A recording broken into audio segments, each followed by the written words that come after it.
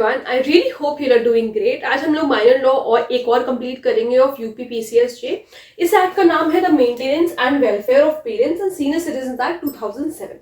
ठीक है, और इसे हम सीनियर सिटीजंस एक्ट के नाम से भी जानते हैं। सिर्फ हम सबसे पहले इसके कुछ सीरियन फीचर्स डिस्कस करेंगे और कुछ बेसिक्स इसके डिस्कस करेंगे, फिर उसके बाद हम इसकी बेयर लैंग्वेज पर चलेंगे कि बेयर एक्ट में क्या दे रखा है। एक एक चीज हम जो है आज इस लेक्चर में कंप्लीट करेंगे और साथ ही साथ हम इसके कुछ प्रैक्टिस क्वेश्चंस भी करेंगे ताकि आपका कॉन्सेप्ट जो है और अच्छी तरीके से क्लियर हो जाए और आपको ये पता चल जाए कि किस तरीके के क्वेश्चन जो है यहाँ पर पूछे जाते हैं। क्या है? The legislation provides for the maintenance of parents and senior citizen. The definition of maintenance covers all necessities and requirements of life. यहाँ पर जो मेंटेनेंस की जो डेफिनेशन है उसमें सारी जो है नेसेसिटीज कवर हो रही है, सारी रिक्वायरमेंट्स जो है वो लाइफ की कवर हो रही है। दूसरा क्या है? It also includes childless senior citizen, यानी कि जिसके बच्चे नहीं है उनको भी यहाँ पर इंक्लूड किया गया है। वो भी मेंटेनेंस क्लेम कर सकते हैं। वो किससे क्लेम करेंगे? अपने रिलेटिव से क्लेम करेंगे, जो भी रिलेटिव उनकी प्रॉपर्टी इनहेरिट करेगा डेथ के बाद, या फिर जो भी रिलेटिव उनके प्रॉपर्टी के पोजेशन में है, या फिर कोई भी रिलेटिव उन सीनियर सिटीजन का लीगल एयर है। तो ये सारे लोग अगर इस तरीके कोई रिलेटिव है तो उनसे वो मेंटेनेंस क्लेम कर सकते हैं। But the state government has to constitute the tribunal. State government जो है एक ट्रिब्यूनल कॉन्स्टिट्यूट करेगी। The tribunal can take cognizance suo motu, यानी कि ट्रिब्यूनल जो है वो सुओ मोटो भी कॉग्निजेंस ले सकती है, अपने आप से वो कॉग्निजेंस ले सकती है और साथ ही साथ वो जो है एप्लीकेशन पर भी कॉग्निजेंस ले सकती है सीनियर सिटीजन के। So it's discretion is very wide, sorry jurisdiction is very wide. Jurisdiction इनका बहुत फैला हुआ jurisdiction है। The maximum maintenance allowance may be prescribed by the state government and which shall not exceed rupees 10,000 per month। Monthly जो allowance है उसमें limit लगी हुई है कि 10,000 रुपए तक का ही मंथली अलाउंस हो सकता है, इससे ज्यादा नहीं हो सकता। ठीक, the person against whom an order is passed has to comply the order within 1 month। जिसके अगेंस्ट ऑर्डर पास किया गया है वो 1 महीने के अंदर अंदर इस ऑर्डर को कंप्लाई करेगा, 1 मंथ के अंदर। तो ये एक इंपॉर्टेंट बात है कि 1 मंथ के अंदर जो है उस ऑर्डर को कंप्लाई किया जाएगा। In holding inquiry the tribunal may follow summary procedure. ये आपको भी आगे आने वाले क्वेश्चंस में भी दिखेगा। समरी प्रोसीजर जो है ट्रिब्यूनल फॉलो करेगा and it has all powers of civil court. और ट्रिब्यूनल के पास सारी पावर्स होंगी किसकी? Civil court. Copy of the order should be provided to the parents and senior citizens at free of cost. जो copy है order की वो पेरेंट्स को, सीनियर सिटीजन को फ्री ऑफ कॉस्ट दी जाएगी। फिर उसके बाद appeals are required to be filed within 60 days. Appeal जो है 60 दिन के अंदर अंदर आपको फाइल करनी है। लेकिन अगर मान लीजिए 60 दिन से ऊपर अगर हो गया है तो क्या हो सकता है? तो ट्रिब्यूनल, अपीलर ट्रिब्यूनल से आप सफिशिएंट कॉज लेकर के, सफिशिएंट मतलब एप्लीकेशन आप उनको सुना करके आप ऐसा भी कर सकते हैं कि आप 60 दिन के ऊपर जा सकते हैं, लेकिन सफिशिएंट कॉज होना चाहिए। ऐसे ही नहीं कि ऐसे मतलब मन नहीं था इस वजह से नहीं आया, इस तरीके का एक्सप्लेनेशन नहीं माना जाएगा। The state government has to establish and maintain old age homes. Old age homes maintain करेंगे in each district which shall have minimum 150 senior citizens. वहां पर होंगे minimum who are indigent. This act is having provisions for medical care के लिए भी इसमें provisions provided है। Senior citizen who has transferred his property either to his children और any near relative by virtue of a will और gift. Senior citizen ने अगर अपनी प्रॉपर्टी अपने बच्चों को या अपने रिलेटिव को ट्रांसफर करी है बाय विल, वसीयत के द्वारा या फिर गिफ्ट के द्वारा, तोहफा अगर दिया है, वो कैंसिल कर सकते हैं। ट्रिब्यूनल में अप्लाई करके ये वसीयत वाली जो प्रॉपर्टी दी है, जो गिफ्ट करी है प्रॉपर्टी, को कैंसिल कर सकते हैं अगर इनके चिल्ड्रन या इनके रिलेटिव जो है इनको बेसिक एमिनिटीज प्रोवाइड नहीं कर रहे हैं, ठीक है, या नेग्लेक्ट कर रहे हैं या मना कर दिया है कि वो प्रोवाइड नहीं करेंगे। बेसिक्स क्या है एक्ट के? प्रेसिडेंट की असेंट मिली थी 29 दिसंबर 2007 को, एनफोर्स हुआ था 25 सितंबर 2012। अब इसके बाद वाली स्लाइड में आपको प्रैक्टिस क्वेश्चंस देखने को मिलेंगे, लेकिन प्रैक्टिस क्वेश्चंस हम अभी नहीं कर पाएंगे क्योंकि हमने एक्ट नहीं पढ़ा। अब हम आगे बढ़ेंगे एक्ट के ऊपर। एक्ट क्या बात कर रहा है, एक्ट में क्या सारी चीजें दी हुई हैं, क्या डेफिनेशन दी हुई है, सब कुछ हम डिस्कस करेंगे। सबसे पहले तो एक्ट नंबर है 56 ऑफ 2007। ये बात आपको ध्यान रखनी पहली चीज। दूसरी बात क्या है? डेफिनेशन बनाएंगे सीधे, ये मुझे नहीं लगता कि मुझे पढ़ाने की कोई जरूरत है। डेफिनेशन पर आते हैं। चिल्ड्रन में इंक्लूड है son, daughter, grandson, granddaughter, but does not include a minor. Granddaughter और ग्रैंडसन इंक्लूड करने का मतलब आप लोग समझ रहे हैं, ग्रैंड पेरेंट्स भी मेंटेनेंस ऑब्वियसली क्लेम कर सकते हैं। सीनियर सिटीजन पे आ गए ना, क्योंकि वो इसलिए। ठीक है, maintenance includes provision for food है, क्लोथिंग है, रेजिडेंस है, मेडिकल अटेंडेंस एंड ट्रीटमेंट। ठीक है, ये सारी चीजें जो है मेंटेनेंस में आती है। 2C में माइनर के बारे में बता रखा है, तो माइनर वही है 18 साल से कम उम्र का जो व्यक्ति है वो माइनर की कैटेगरी में आएगा, और यही चीज इंडियन मेजॉरिटी एक्ट में भी दे रखी है। पेरेंट का मतलब कौन है? फादर और मदर, माता पिता, हाँ, बायोलॉजिकल, अडॉप्टिव, स्टेप फादर और स्टेप मदर, कोई भी हो सकता है, बायोलॉजिकल पेरेंट्स हो सकते हैं, अडॉप्टिव पेरेंट्स हो सकते हैं, स्टेप फादर स्टेप मदर भी हो सकते हैं और इस एक्ट में मेंटेनेंस क्लेम कर सकते हैं, वेदर और नॉट द फादर और मदर इज सीनियर सिटीजन। इससे कोई फर्क नहीं पड़ता कि माता पिता सीनियर सिटीजन है। सीनियर सिटीजन का मतलब है जो 60 साल से ऊपर, जरूरी नहीं कि वो 60 साल से ऊपर हो, 60 साल से नीचे भी है तो भी वो मेंटेनेंस क्लेम कर सकते हैं। प्रिस्क्राइब्ड मींस रूल्स, उसको कुछ बताने की जरूरत नहीं है। प्रॉपर्टी का मतलब है किसी भी तरीके की प्रॉपर्टी, मूवेबल हो सकती है, इमूवेबल हो सकती है। एंसेस्ट्रल प्रॉपर्टी कोई पुश्तैनी प्रॉपर्टी, कोई सेल्फ एक्वायर्ड प्रॉपर्टी है जो कि आपने खुद खरीदी है वो प्रॉपर्टी, टैंजिबल इंटैंजिबल राइट्स और इंटरेस्ट इन सच प्रॉपर्टी, ये सारी चीजें जो है इसमें इंक्लूडेड है। Relative means any legal heir of childless senior citizen. Relative का मतलब है कोई भी लीगल हेयर, लीगल हेयर किसके, उन सीनियर सिटीजन के जिनके बच्चे नहीं है, और वो रिलेटिव जो है वो माइनर नहीं होना चाहिए and is in possession, possession में है, या फिर प्रॉपर्टी इनहेरिट करेंगे आफ्टर सीनियर सिटीजन की डेथ होने के बाद। सीनियर सिटीजन का मतलब है इंडिया का सिटीजन है और 60 साल से ऊपर उनकी उम्र है। State government in relation to union territory means the administrator thereof appointed under article 239 of the constitution. Tribunal means maintenance tribunal जो कि 7 के अंदर कॉन्स्टिट्यूट किया जा रहा है। वेलफेयर का मतलब है provisions for food, health care, recreation centres and other amenities necessary for the senior citizen. और भी जो चीजें भाई जीने के लिए जरूरी है, बेसिक एमिनिटीज का मतलब है जो इंसान को जिंदा रखने के लिए जरूरी है, वो सारी चीजें प्रोवाइड करना। ठीक है।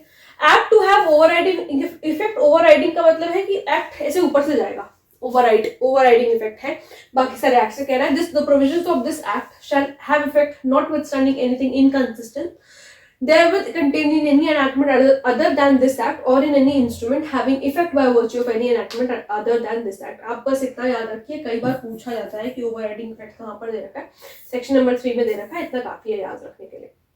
Chapter 2 maintenance of parents and senior citizen, यहाँ पर स्पेलिंग गलत लिखी हुई है, पता नहीं क्यों।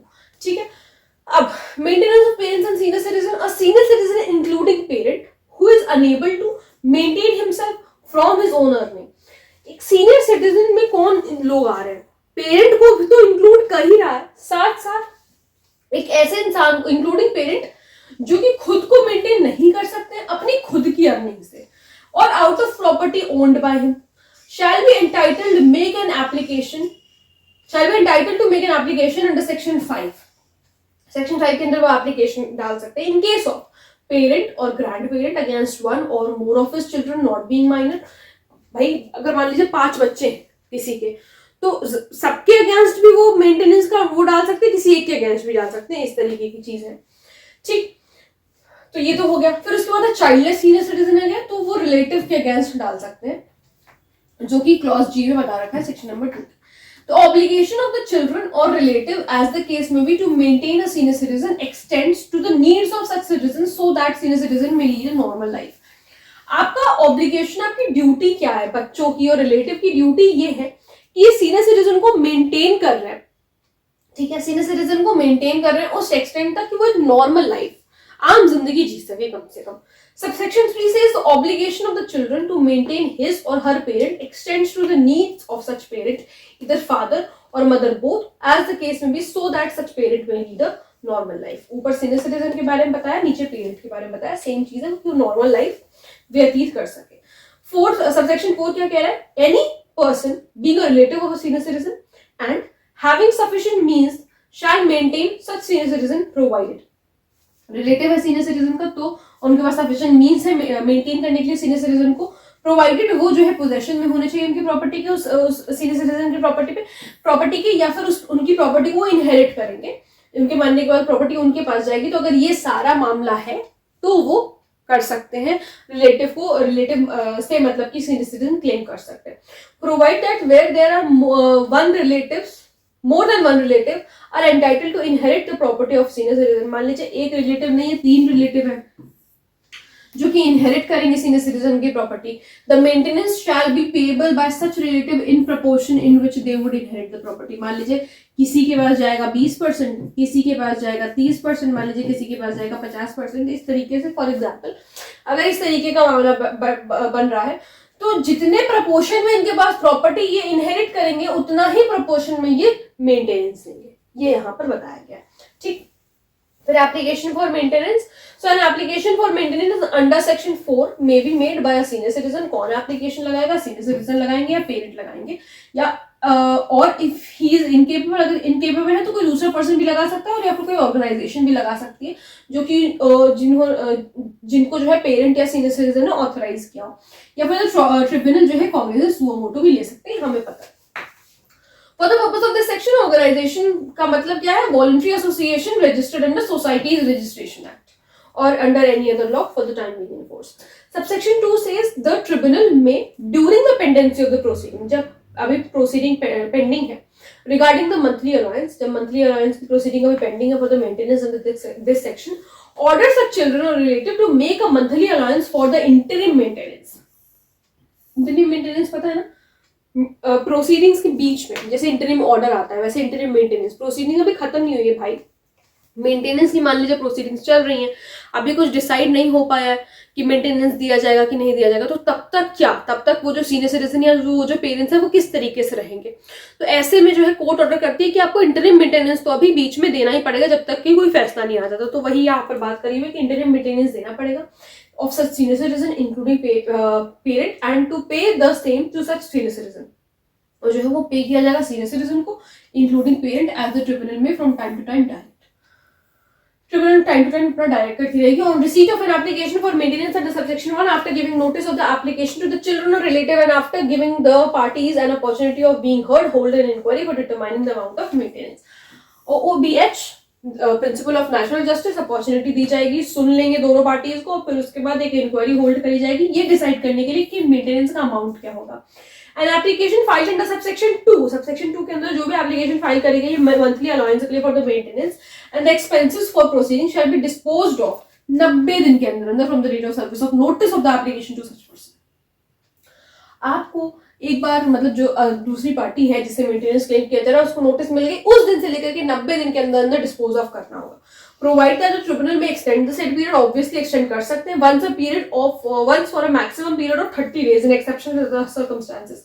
30 दिन तक और एक्सटेंड हो सकता है एक्सेप्शनल सर्कमस्टेंसेस में, और रीजन जो है इन राइटिंग में रिकॉर्ड करने होंगे. Subsection 5 says an application for maintenance under subsection 1 may be filed against one or more persons. Filed against.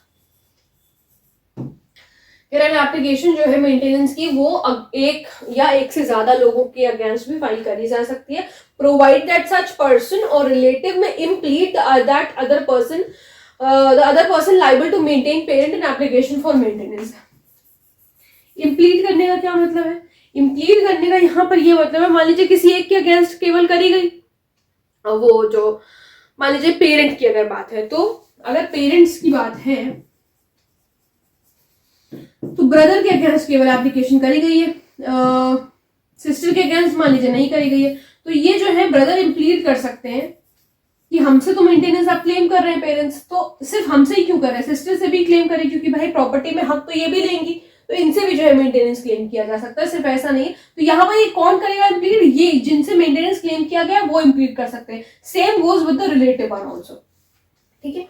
Where a maintenance order was made against more than one person, जो है एक से ज्यादा इंसान के अगेंस्ट अगर वो गया है, तो death of one of them does not affect the liability. मान लीजिए ब्रदर की अगर डेथ हो जाती है फॉर एग्जांपल, तो यहाँ पर इसका मतलब ये नहीं है कि सिस्टर जो है मेंटेनेंस देना बंद कर देगी, उसको कोई फर्क नहीं पड़ता, उसको मेंटेनेंस देना पड़ेगा. Any such allowance for the maintenance and expenses of proceeding shall be payable from the date of order. जिस दिन से ऑर्डर आया है कि आपको पे करना है, उस दिन से ही आपका शुरू हो जाता है महीना, आपको उस दिन से पे करना है. और if so order from the date of application for maintenance और एक्सपेंसेस, और या फिर अगर मान लीजिए इफ अगर ऑर्डर किया गया है तो आपको फिर जिस दिन से एप्लीकेशन लगाई गई है मेंटेनेंस की, उस दिन से भी पे करना पड़ सकता है. सबसेक्शन 8 सेज इफ चिल्ड्रन और रिलेटिव सो ऑर्डर्ड फेल कर गए, मतलब कंप्लाई नहीं किया, पैसे नहीं दिए, मेंटेनेंस नहीं दिया, विदाउट सफिशिएंट कॉज, कोई सफिशिएंट कॉज भी नहीं उनके पास बताने के लिए कि क्यों वो ऑर्डर को कंप्लाई नहीं कर रहे, any such tribunal for every breach of the order एक वारंट इश्यू करेंगे for levying the amount due, पैसा वसूलने के लिए भाई, in the manner provided for levying fines and may sentence such person for the whole और any part of each month allowance. जैसे मान लीजिए कि 30 दिन का महीना है और इनको जो है धर लिया गया क्योंकि इन्होंने नहीं दिया पैसा, तो अब ये क्या करेंगे, या तो पूरे महीने के लिए इनको रखा जा सकता है, मतलब पूरे 1 महीने के लिए उनको जेल में रखा जा सकता है, या फिर कुछ दिन के लिए रखा जा सकता है। बेसिकली मान लीजिए कि 3 दिन बाद ही इन्होंने मेंटेनेंस अगर पे कर दिया, जेल में गए 3 दिन बाद इनको अगर आ गई, इन्होंने मेंटेनेंस पे कर दिया, तो फिर अब जब मेंटेनेंस पे कर दिया, रखा तो इसीलिए गया था ना क्योंकि उसने मेंटेनेंस नहीं पे किया था, मेंटेनेंस पे कर दिया, बात खत्म हुई, उसको निकाल के बाहर कर दिया, मतलब निकाल दिया जाएगा कि मतलब आप जाइए घर जाइए अपने, ये इस तरीके का चीज।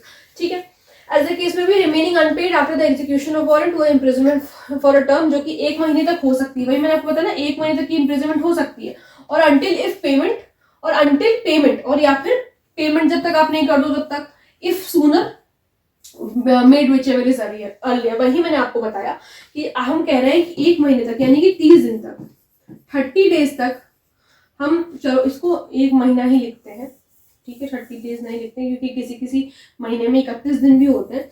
मान लीजिए 1 मंथ की उनको इम्प्रिजनमेंट मिल गई फॉर एग्जाम्पल, ठीक। अब 15 दिन बाद भाई साहब को एकदम अकल आ गई है कि पैसा जो है दे देना चाहिए, इन्होंने मेंटेनेंस पे कर दिया। अगर मेंटेनेंस पे कर दिया गया है तो बाकी के 15 दिन उसको जेल में नहीं रखा जाएगा, उसको निकाल दिया जाएगा। वही यहाँ पर कह रहा है कि जो भी चीज पहले हो गई, चाहे 30 दिन पहले खत्म हो गया हो, चाहे 30 से 31 दिन 1 महीना पहले खत्म हो गया हो, और या फिर आपने पेमेंट कर दी हो तो उस समय आपको निकाल दिया जाएगा, घर भेज दिया जाएगा। ठीक, फिर उसके बाद provide that no warrant shall be issued for the recovery of any amount due under this section unless application be made to the tribunal to levy such amount within a period of 3 months from the date of which it became due। भाई 3 महीने का time है आपके पास पे कर बताने के लिए। ट्रिब्यूनल को सपना तो आ नहीं रहा कि वो मेंटेनेंस नहीं दे रहा, आप बताओगे, कोई सीनियर सिटीजन या पेरेंट जाकर के बताएगा तब तो पता चलेगा। तो 3 महीने के अंदर अंदर आपको बताना है कि उसने जो है पे नहीं किया 3 महीने के अंदर ही बताना पड़ेगा। ये चीज यहाँ पर इन्होंने बता रखी है, जब से ड्यू हुआ है तब से 3 महीने के अंदर अंदर आपको बताना पड़ेगा। Jurisdiction and procedure, the proceedings under section 5 may be taken against any children or relative in any district where he resides or last resided, जहां पर वो रहा है या लास्ट रहा था। जैसे मान लीजिए कानपुर में अगर रह रहा है और लास्ट वो लखनऊ में रहा था, तो वो जहां पर रहा था लखनऊ में भी हो सकता है और कानपुर में भी केस चल सकता है। ठीक, वेयर चिल्ड्रन और रिलेटिव रिसाइड, जहां पर बच्चे या रिलेटिव रिसाइड कर रहे हैं वहां पर भी हो सकता है। Subsection 2 says on receipt of the application under section 5 the tribunal issues a process for procuring the presence of children। समन या वारंट इशू किया जाएगा, भाई प्रोसेस इशू करना पड़ेगा ताकि हम बच्चों को और रिलेटिव को बुला सके जिसके अगेंस्ट एप्लीकेशन फाइल करी गई है। For securing the attendance of children और relative the tribunal shall have the same powers, JMFC की पावर्स होंगी। अगर अटेंडेंस की बात हो रही है तो ट्रिब्यूनल के पास जेएमएफसी की पावर होंगी, जैसे कि सीआरपीसी में बता रखा है।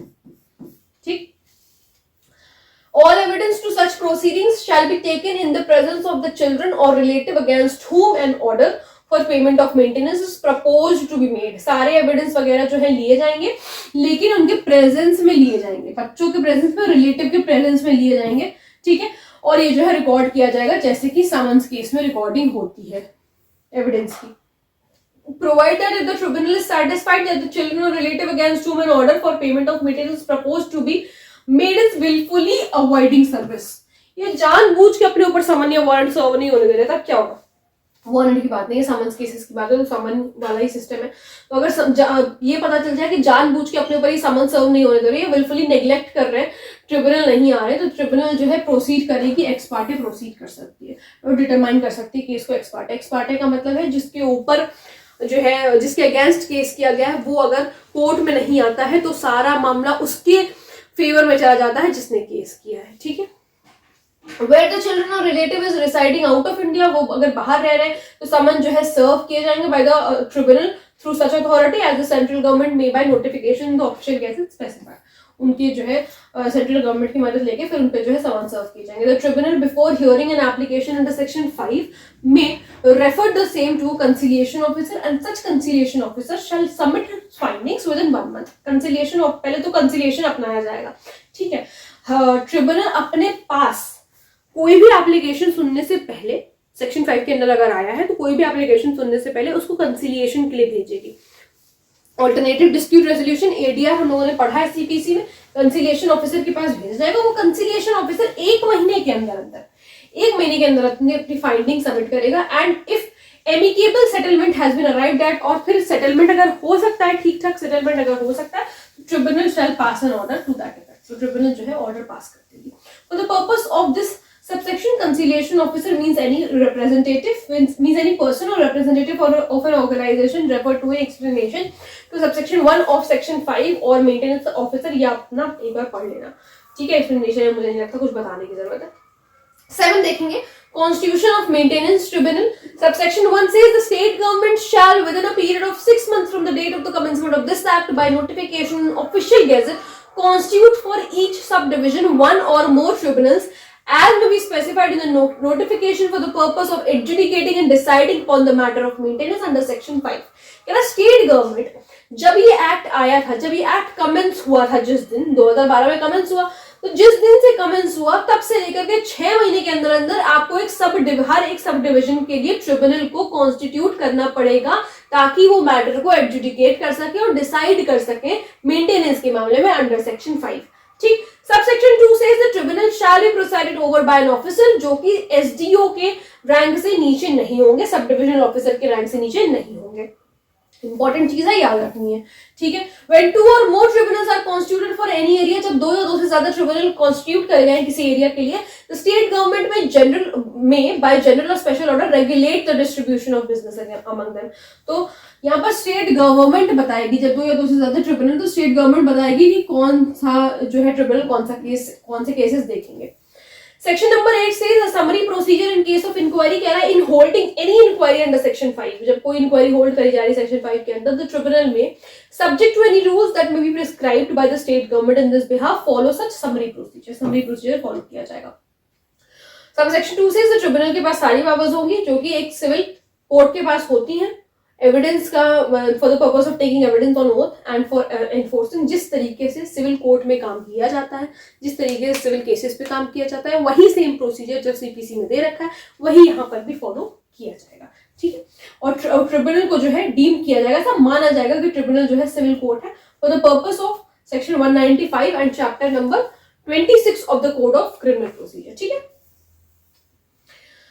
Subject to any rule that may be made in this behalf, उस रूल को ध्यान में रखते हुए the tribunal may for the purpose of adjudicating and deciding upon any claim for maintenance choose one और more persons possessing special knowledge of any matter relevant to the inquiry to assist it. यहाँ पर जो है tribunal के पास एक power है कि वो एक से ज्यादा इंसान को जो है कह सकते हैं कि मतलब उनको पता चल जाए कि इस बंदे के पास थोड़ी सी स्पेशल नॉलेज है किसी मामले को लेकर के जो हम केस देख रहे हैं, तो वो क्या कर देंगे, वो उनको चूज करके और कहेंगे कि आप हमको असिस्ट करिए, हमें असिस्टेंस दीजिए ताकि हम इंक्वायरी यहाँ पर ठीक तरीके से कंडक्ट कर सकें, ठीक है। Section number 9 is order for maintenance, तो कह रहा है इफ चिल्ड्रन और रिलेटिव्स एज द केस में भी नेग्लेक्ट और रिफ्यूज टू मेंटेन, मना करते हैं, रिफ्यूज करते हैं या फिर अपना केयर नहीं करते, केयर नहीं करने का मतलब नेग्लेक्ट कर रहे हैं, आपकी ड्यूटी है केयर करने की but you not doing it. So maintain a senior citizen being unable to maintain himself, जो कि सीनियर सिटीजन खुद को मेंटेन नहीं कर सकता, ट्रिब्यूनल में on being satisfied of such neglect और रिफ्यूजल, जब ट्रिब्यूनल सैटिस्फाई हो जाए सारे प्रूफ्स वगैरह देख के, एविडेंसेस वगैरह देख के, ट्रिब्यूनल अगर सैटिस्फाई हो जा रहा है कि हाँ वाकई कुछ नेग्लेक्ट और रिफ्यूजल है, तो ऑर्डर करेंगे पर्सन को कि मंथली अलाउंस दीजिए एट सच मंथली रेट और for the maintenance of such a senior citizen as the case में be may deem fit to pay the same to such senior citizen, ठीक। From time to time direct किया जाएगा, tribunal direct करेगा। The maximum maintenance allowance which may be ordered by such tribunal shall be as such state government prescribed, जो कि लेकिन exceed नहीं करेगा 10,000 रुपए से ज्यादा नहीं हो सकता। बार बार ये इसलिए कहा जा रहा है ताकि आप ध्यान रख लीजिए इस बात को, 10,000 से ज्यादा नहीं हो सकता। ऑल्टरेशन इन अलाउंस, तो कह रहा है on proof of misrepresentation और mistake of fact. Alteration in allowance का मतलब है जो अलाउंस दिया गया इसको कुछ ना कुछ ऑल्टर किया जा सकता है, ठीक है। तो ऑल्टर करने का क्या मतलब है, बढ़ा भी सकते हैं घटा भी सकते हैं। मिसरिप्रेजेंटेशन या मिस्टेक ऑफ फैक्ट हुआ है और a change in the circumstances of any person receiving a monthly allowance under section 9 for the maintenance ordered in that section to pay a monthly allowance for the maintenance, the tribunal may make such alteration as it thinks fit. Alteration वो कर सकते हैं in the allowance for the maintenance where it appears to the tribunal that in the consequence of any decision of competent civil court any order made under section 9 should be cancelled or varied। अगर court tribunal को ऐसा लग रहा है कि cancel कर देना चाहिए किसी ऑर्डर को या वेरी कर देना चाहिए, कुछ ना कुछ इसमें चेंजेस करने चाहिए, तो वो कैंसिल कर सकते हैं उस ऑर्डर को, एज द केस में भी वेरी भी कर सकते हैं उस ऑर्डर को जो भी उन्हें सही लग रहा है।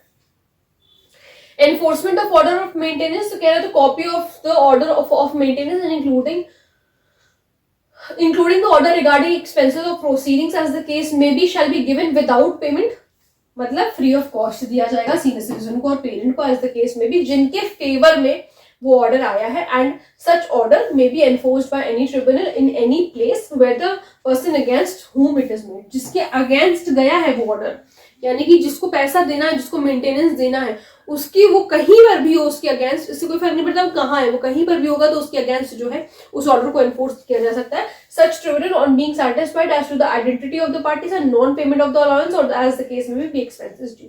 ठीक. A maintenance order made under this act shall have the same force and effect as an order passed under chapter number 9 of CRPC and shall be executed in manner prescribed for the execution. जैसे chapter 9 CRPC में होता है उसी तरीके से इसको भी execute किया जाएगा अगर मान लीजिए कोई जो है मेंटेनेंस किसी ने नहीं पे किया तो, और उसका जो है प्रोसीजर भी वही सेम प्रोसीजर होगा जो हम चैप्टर 9 में पढ़ते हैं. Option regarding maintenance in certain cases, तो कह रहा है नॉटविथस्टैंडिंग एनीथिंग कंटेन्ड इन सीआरपीसी में कुछ भी लिखा उससे कोई फर्क नहीं पड़ता. जहां पर कोई सीनियर सिटीजन और पेरेंट एंटाइटल है मेंटेनेंस के लिए इस चैप्टर में under the said chapter and also under the said chapter, ये चैप्टर नंबर 9 की बात कर रहा है, ये सेड चैप्टर नंबर 9 की बात कर रहा है, और इस एक्ट में भी मेंटेनेंस जो के लिए भी एंटाइटल है. तो मैं without prejudice to the chapter 9 कहता हूँ चैप्टर 9 में जो कुछ भी लिखा है उसको हार्म ना करते हुए, प्रेजुडिस का मतलब है सीआरपीसी में चैप्टर 9 को हार्म ना करते हुए क्लेम कर सकते हैं मेंटेनेंस दोनों एक्ट के अंदर. ये बहुत इंपॉर्टेंट पॉइंट है कि मेंटेनेंस जो है वो दोनों एक्ट के अंदर आप क्लेम कर सकते हो, मतलब एक्ट नहीं बोलना चाहिए, दोनों एक्ट नहीं बोलना चाहिए. सीआरपीसी का कोड, तो सीआरपीसी में भी मेंटेनेंस क्लेम किया जा सकता है चैप्टर नंबर 9 के अंदर, मेंटेनेंस वाला जो हमारा चैप्टर है, और यहाँ पर भी क्लेम किया जा सकता है. बशर्ते आपको बताना पड़ेगा कोर्ट को कि आप वहां से पहले मेंटेनेंस लेकर के आ चुके हो, जहां से भी जिस भी एक्ट में आपने पहले मेंटेनेंस लिया. डिपॉजिट ऑफ मेंटेनेंस अमाउंट कह रहा है when an order is made under this chapter the children और relative who is required to pay any amount in terms of such order shall within 30 days of the date of announcing the order by the tribunal deposit the entire amount ordered in such manner as the tribunal may direct. कह रहा है 30 दिन के अंदर आपको जितना भी amount बोला गया है, जो भी ऑर्डर आया है वो डिपॉजिट करना पड़ेगा, एंटायर अमाउंट डिपॉजिट करना पड़ेगा ट्रिब्यूनल में. Award of interest where any claim is allowed. Section number 14 where any tribunal makes an order for maintenance under this act, जहां पे किसी ट्रिब्यूनल ने ऑर्डर किया है मेंटेनेंस के लिए इस एक्ट के अंदर, such tribunal may direct in addition to the amount of maintenance simple interest shall also be paid. कह रहा है कि पैसा तो देना ही है, मेंटेनेंस देना ही है, यहाँ पर सिंपल इंटरेस्ट भी क्लेम किया जा सकता है, जैसे कंपाउंड इंटरेस्ट और ब्याज जिसे हम कहते हैं, ब्याज भी देना पड़ेगा भाई, बच के आप नहीं जा सकते, ब्याज भी आपको देना पड़ेगा. Simple interest shall also be paid as such rate from such a date not earlier than the date of making application as may be determined by the tribunal which shall not be less than 5%. Simple interest तो पे करना ही करना है और वो 5% से ज्यादा नहीं होगा, 5% ज्यादा नहीं होगा. And not more than 18%. अच्छा ओके ये सॉरी मेरी ये बात मेरे दिमाग से निकल गई, 5 से लेकर के 18% के बीच में हो सकता है, 5% to 18%. ठीक है.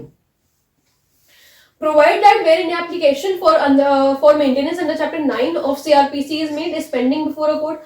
चैप्टर 9 में मान लीजिए मेंटेनेंस की प्रोसीडिंग चल रही थी और वो कोर्ट के सामने पेंडिंग है. At the commencement of this act, जब ये एक्ट कमेंस हुआ, देखिए मेरी बात समझिए, जब ये एक्ट कमेंस हुआ उससे पहले ही मेंटेनेंस की जो प्रोसीडिंग है सीआरपीसी के में वो किसी और कोर्ट में चल रही थी. ठीक है. Then the court shall allow the withdrawal of such application, तो कोर्ट जो है अलाउ करेगा कि आप विड्रॉ कर सकते हैं वहां पर वो application the request of parent and such parent shall be entitled to file an application for maintenance before tribunal. और वहां से विड्रॉ करने के बाद आप ट्रिब्यूनल के सामने जो है उस पर्टिकुलर जो है क्या बोलते हैं सॉरी एप्लीकेशन को आप वहां पर फाइल कर सकते हैं. ट्रिब्यूनल में आप फाइल कर लीजिए, वहां से आप जहां दूसरे कोर्ट में चला रहे हैं उसको आप विड्रॉ कर लीजिए. ठीक है. Constitution of Appellate Tribunal Section 15 कह रहा है state government may by notification in the official gazette constitute one appellate tribunal for each district, her district के लिए to hear the appeal against the order of the tribunal. Tribunal के order के against अगर किसी ने appeal करी तो appellate tribunals करेंगे, हर डिस्ट्रिक्ट में एक होंगे. The appellate tribunal shall B presided over by an officer जो कि डिस्ट्रिक्ट मजिस्ट्रेट से की रैंक से कम नहीं होना चाहिए, डीएम होगा.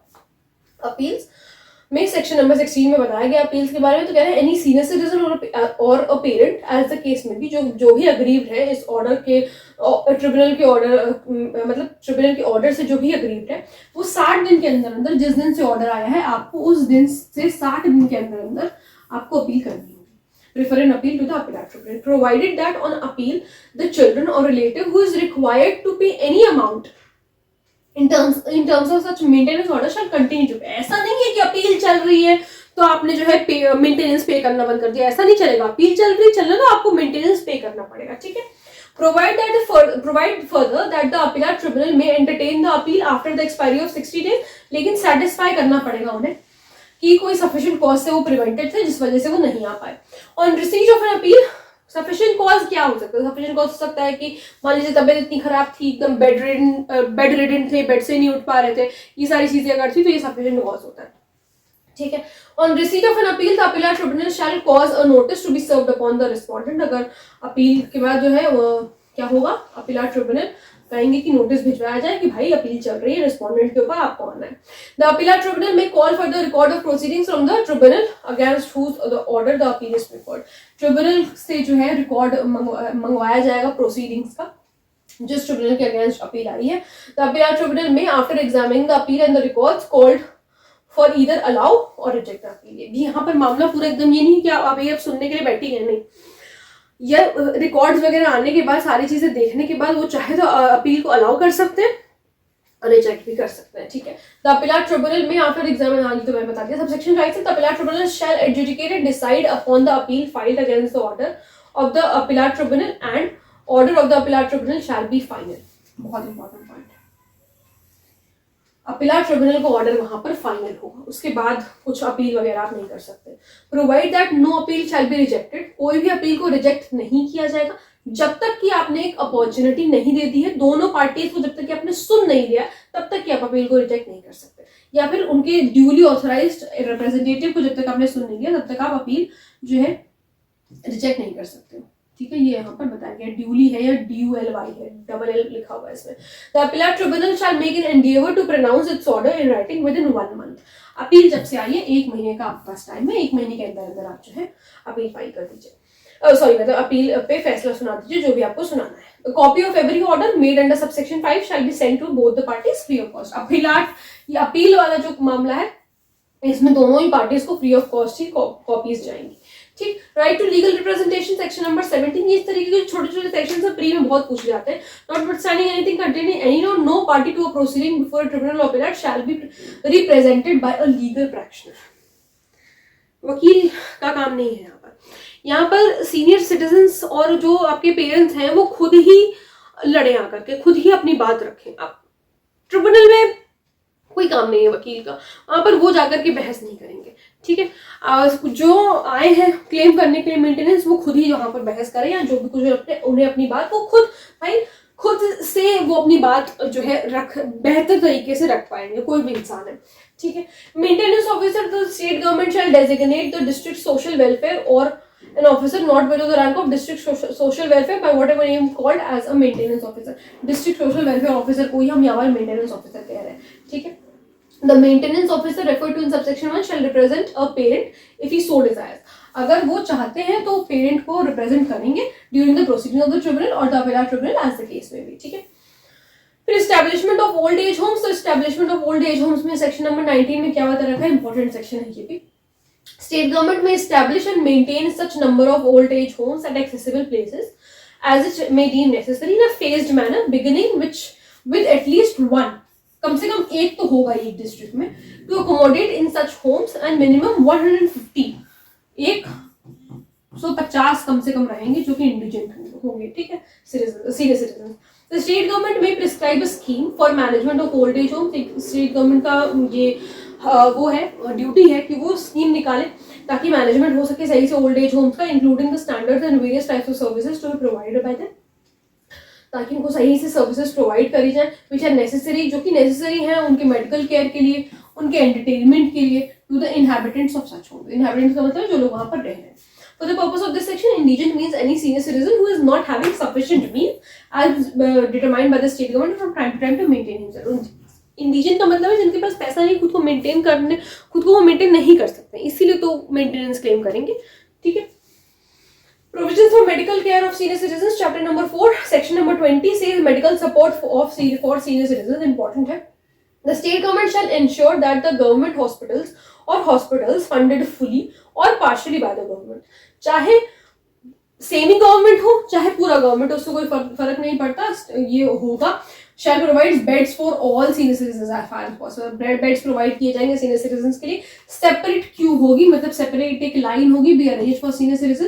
Facility for treatment of chronic, terminal and degenerative diseases is expanded for senior citizens, and research activities for chronic elderly diseases and aging expanded, ठीक है। there are earmarked facilities for geriatric patients in every district hospital duly headed by a medical officer with experience in geriatric care, ठीक है। ये सारी चीजें यहाँ पर होंगी, ये आपको याद करना पड़ेगा। चैप्टर नंबर 5 से protection of life and property of senior citizen. So section number 21 कह रहा है कि measures for publicity, awareness, etc. for welfare of senior citizens, the state government shall take all measures to ensure that the provisions of this act are given wide publicity. भाई इस act को publicise करना पड़ेगा, लोगों को बताना होगा, aware करना होगा सीनियर सिटीजन्स को और पेरेंट्स को कि इस तरीके कोई एक्ट मौजूद है। तो आपको घर में बैठ करके रोने की जरूरत नहीं, आप जाइए, लड़िए जाकर के अपने हक के लिए, ठीक है। पब्लिकली जो है इस एक्ट को पब्लिक करना होगा through public media including the television, radio and the print at regular intervals. The central government and the state government officers, including police officers and members of judicial service, are given periodic sensitization and awareness training. इन लोगों को जो है training मिलती है, judicial officers को, judicial services officer को, police officer को, जो भी लोग जुडिशियल सर्विस के मेंबर्स हैं, इन सबको ट्रेनिंग मिलती है इस एक्ट से related.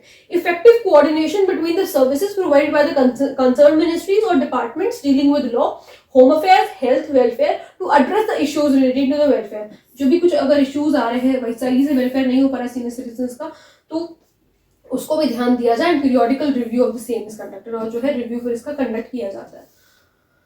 Authorities who may be specified for implementing the provisions of this act, section number 22 तो कह रहा था state government may confer such powers, state government power confer करेगी and impose such duties on a district magistrate को ये power दी जाएंगी, district magistrate को पावर दी जाएंगे ऐसे केस में भी, to ensure that the provisions of this act सही से कैरी हो रहा है, कहीं पे कोई किसी को दिक्कत नहीं हो रही, सही से सारी चीजें हो रही हैं। एंड द डिस्ट्रिक्ट मजिस्ट्रेट में स्पेसिफाई द ऑफिसर, और डिस्ट्रिक्ट मजिस्ट्रेट से जो नीचे ऑफिसर है उनको, वो उनसे जो सबऑर्डिनेट है, उनकी रैंक से जो सबऑर्डिनेट है, who shall exercise all or any of the powers and perform all or any of the duties so conferred or imposed and the local limits within which such powers or duties shall be carried out by the officer as may be prescribed। तो DM जो है अपने से rank के नीचे officer को भी बोल सकते हैं कि आपको भी ध्यान देना है इस चीज का।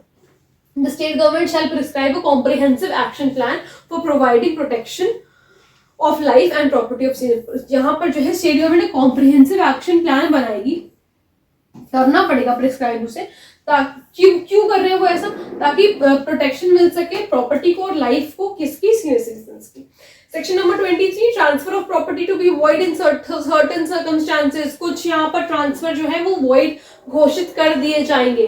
तो कह रहा है when any senior citizen who after the commencement of this act, इस एक्ट के कमेंस होने के बाद, has transferred by way of gift और अदरवाइज, चाहे गिफ्ट किया हो चाहे किसी और तरीके से किया हो, अपनी प्रॉपर्टी को ट्रांसफर किया उन्होंने, subject to the condition that the transferee, और ट्रांसफर क्यों किया अपनी प्रॉपर्टी को, इस वजह से ट्रांसफर किया है कि जिसको हम प्रॉपर्टी दे रहे हैं हमारा आगे चल के ध्यान रखेगा, कम से कम एक बेसिक एमिनिटीज तो हमें देगा, घर, रहने की जगह, क्या बोलते हैं उसे, मेडिकल केयर, आपका खाना पीना पहनना ओढ़ना, कम से कम इन सारी चीजों की ध्यान रखेगा। ये किसी भी इंसान की यार बेसिक एमिनिटीज होती है, तो इन सारी चीजों को ध्यान रखेगा, इस वजह से हमने उसे प्रॉपर्टी ट्रांसफर करी है। तो अगर ये सब करके जो है प्रॉपर्टी ट्रांसफर करिए, फिजिकल नीड्स का ध्यान रखेगा to the transfer, and such transfer ही रिफ्यूज और फेल्स टू प्रोवाइड, और या तो वो मना कर देता है या तो वो फेल हो जाता है, ये बेसिक एबिलिटीज वो प्रोवाइड नहीं कर पाता, फिजिकल नीड्स भी नहीं दे पाता। The said transfer of the property shall be deemed to have been made by fraud और कोर्शन, या फिर undue influence, and shall the option of the transfer. हमने कॉन्ट्रैक्ट में पढ़ा है कि अगर इस तरीके का हुआ है, ये फ्री कंसेंट नहीं है, तो फिर जो है ट्रांसफर के ऑप्शन पर होता है कि आप जो है ट्रिब्यूनल में जाकर के उसको वॉइड घोषित करा सकते हैं कि हम ऐसा कोई भी ट्रांसफर हमने नहीं किया, हम इसको शून्य घोषित करना चाहते हैं। ठीक। When any senior citizen has a right to receive maintenance out of an estate or such estate or part thereof is transferred, जब राइट टू मतलब उनको मेंटेनेंस मिल सकता है किसी स्टेट से, किसी प्रॉपर्टी से, और उस स्टेट को ट्रांसफर कर दिया गया है, so the right to receive maintenance may be enforced against the transfer if the transfer has the notice of the right, तो जो है उनके अगेंस्ट किया जाएगा, ट्रांसफर के अगेंस्ट। और अगर ट्रांसफर ग्रेचुइटस था, ग्रेचुइटस का मतलब है कि कंसिडरेशन नहीं था वहां पर, but not against the transfer for consideration and without the notice of right. ठीक है। Subsection 3 says if any senior citizen is incapable of enforcing the right under subsection 1 में और subsection 2 में अगर वो नहीं enforce करवा पा रहे अपनी right, तो उनके behalf पर कोई organization भी ऐसा कर सकती है।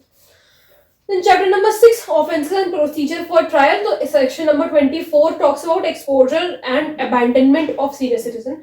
Whoever जिनके पास केयर है, प्रोटेक्शन है सीनियर सिटीजन की, और वो चले जाते हैं, leaves such senior citizen in any place with the intention of होल्डली अबैंडन। मान लीजिए अभी कुछ दिन पहले मैंने एक न्यूज देखी थी, कोई ऐड देखा था, मुझे याद नहीं एग्जैक्टली, वहां पर वो अपनी माँ को, मतलब वो ऐसा बता रही थी, she was really old, I think 70-80 के अप्रॉक्स तो होंगी, और वहां पर जो है पता चला कि उन्होंने ऐसा बताया कि उनका बेटा उनको छोड़ के गया कि अभी मैं 1 घंटे में आ रहा हूँ, अब तक यहाँ पर रोड के किनारे बैठो, 1 घंटे आधे घंटे जो भी समय उसने बताया, मुझे एग्जैक्टली नहीं याद है, कि मैं अभी इतनी देर में आ रहा हूँ, आप जो है यहाँ पर बैठो, एंड शी सैट, और वो जो है वापस ही नहीं आया। तो ये वो अपनी कहानी बता रही थी, शी वाज रियली क्राइंग, और बहुत ज्यादा बुरा लगता है इस तरीके की चीजें देख करके, पता नहीं लोग ऐसा कर भी कैसे सकते हैं, और वो भी अपने माँ बाप के साथ, बट किसी के भी माँ बाप के साथ कोई कैसे ऐसा कर सकता है, अपने माँ बाप के साथ तो चलो छोड़ ही दो। This is very disheartening to see. तो अगर इस तरीके से अबैंडन कर रहा है, इंटेंशन क्या था ऑब्वियसली, तो यहाँ पर जो है ये सेक्शन उसके ऊपर अप्लाई करता है, इसी वजह से मुझे एकदम से याद आ गया कि इंटेंशन उसका यही था कि होली अबैंडन कर दे, छोड़ दे एकदम उनको सच सीनियर सिटीजन। तो यहाँ पर पनिश किया जाएगा 3 महीने तक का इम्प्रिजमेंट है, बहुत कम इम्प्रिजमेंट है, और फाइन जो है वो 5,000 रुपए तक का लगाया जाएगा ऑफ विद बोथ। ठीक है। कॉग्निजेंस जो है ऑफेंस का किस तरीके से है, नॉटविथस्टैंडिंग एनीथिंग कंटेन, क्या सीआरपीसी में कुछ भी लिखा है उसे भूल जाओ, यहाँ का जो ऑफेंस है यहाँ पर कॉग्निजेबल होंगे और बेलेबल होंगे, और an offence under this act shall be tried summarily try किया जाएगा। कई बार हम इन्होंने बता दिया कि समरी प्रोसीजर ही फॉलो किया जाएगा। Chapter number 7 last chapter miscellaneous है। 26 कह रहा है officers to be public servant, section number 21 IPC के अंडर यहाँ पर जो भी ऑफिसर या स्टाफ को अपॉइंट किया जा रहा है यहाँ पे फंक्शंस एक्सरसाइज करने के लिए इस एक्ट के अंदर, तो वो पब्लिक सर्वेंट की परिभाषा में आएंगे सेक्शन नंबर 21 आईपीसी में। jurisdiction of civil court यहाँ पर बार करा गया है, तो कह रहा है no civil court shall have jurisdiction in respect of any matter to which any provisions of this act applies, and no injunction shall be granted by any civil court in respect of anything which is done or intended to be done by or under this act। कह रहा है ना ही कोई injunction आपको grant करना, ना ही आपके पास कोई jurisdiction है, सिविल कोर्ट के पास कोई भी jurisdiction नहीं है इस मामले में। ठीक। Protection of action taken in good faith, तो अगर किसी ने भी गुड फेथ में यहाँ पर इस एक्ट के अंदर काम किया है तो उसके ऊपर कोई भी लीगल प्रोसीडिंग्स नहीं चलेंगी। तो कह रहा है नो सूट, प्रोसिक्यूशन और other legal proceeding shall lie against central government, state government और लोकल अथॉरिटी या फिर कोई ऑफिसर ऑफ द गवर्नमेंट जिसने जो है गुड फेथ में कोई काम किया है इस एक्ट के अंदर, तो उसके ऊपर कोई लीगल प्रोसीडिंग नहीं चलेगी। 29 पावर किसके पास है डिफिकल्टीज रिमूव करने की। If any difficulty arises in giving effect to the provisions of this act, कोई मान लीजिए कोई परेशानी आ रही है, हम इन प्रोविजंस को सही से इफेक्ट नहीं कर पा रहे, लागू नहीं कर पा रहे, तब क्या होगा, स्टेट गवर्नमेंट के पास पावर है, may by order published in official gazette make such provisions not inconsistent with the provisions of this act as to appear to be necessary और एक्सपीडिएंट। तो यहाँ पर बस आपको इतना याद रखना है, हर एक्ट में बस डिफिकल्टीज वाले जो सेक्शंस होते हैं, रूल्स वाले जो सेक्शंस होते हैं, आपको बस इतना याद रखना, तो क्योंकि मेंस में कभी पूछे नहीं जाते, प्री में पूछे जाते हैं, तो कौन रिमूव करेगा डिफिकल्टी, स्टेट गवर्नमेंट रिमूव करेगी।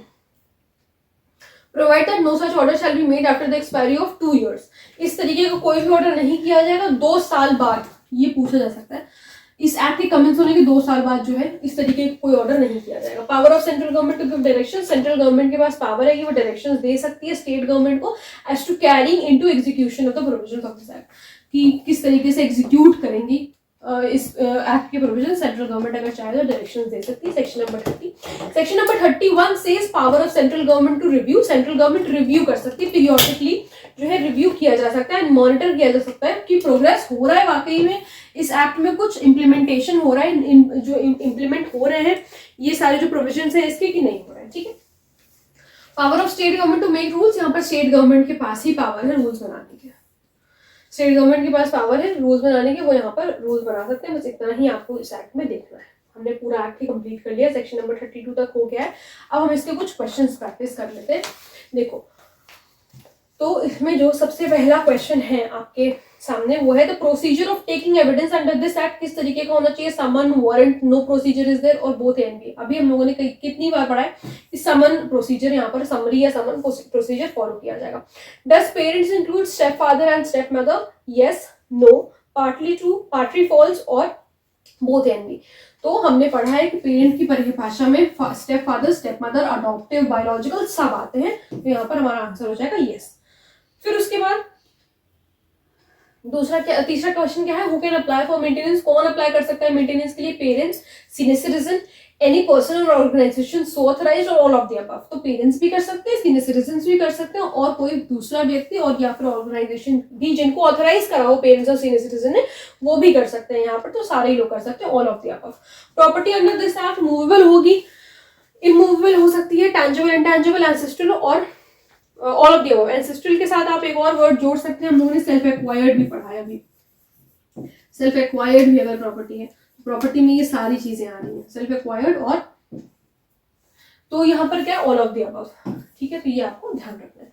फिर उसके बाद क्या है, how much monthly allowance is fixed under this act, 5,000, 2,000, 10,000 और 6,500। 10,000 रुपए है मंथली अलाउंस, मंथली अलाउंस है 6,500, सॉरी 10,000। ये ध्यान रखिएगा कि ये लाइन लिखी हो तभी कुछ मार्क करिएगा, ठीक है। सो आई रियली होप आप लोगों को ये एक्ट अच्छी तरीके से समझ में आया होगा। पूरा एक्ट हम लोगों ने खत्म कर लिया है और सारी चीजें हम लोगों ने लगभग देखी, कुछ भी हम लोगों ने इसमें छोड़ा नहीं है। कुछ एक एक्सप्लेनेशन अगर वो छोड़ा था, मैंने छोड़ा क्या था वो आप खुद से अपने आप से पढ़ सकते हैं, तो उसमें कुछ ऐसा बताने लायक कुछ बहुत इंपॉर्टेंट नहीं है, ठीक है। पढ़ लीजिएगा एक बार, ऐसा नहीं है कि कोई चीज अगर मैंने यहाँ पे छोड़ दिए, क्योंकि मुझे पता है कि आपको समझ में आ जाएगा। वो इतना कुछ बहुत ही डिफिकल्ट बेयर लैंग्वेज नहीं थी जो अगर मैं छोड़ दूं और आप उसको समझ नहीं पाओगे, सिंपल इंग्लिश लिखी हुई थी इस वजह से, ठीक है।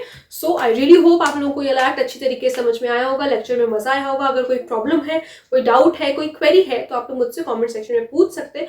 और साथ ही साथ मैं आप लोगों को ये भी बताना चाहूंगी कि हम लगभग सारे माइनर लॉज जो हमारे यूपीपीसीएससी में पूछे जाते हैं वो सारे ही हम इस चैनल पे कंप्लीट करेंगे। तब तक ख्याल रखिए अपना, पढ़ते रहिए। Thank you so much.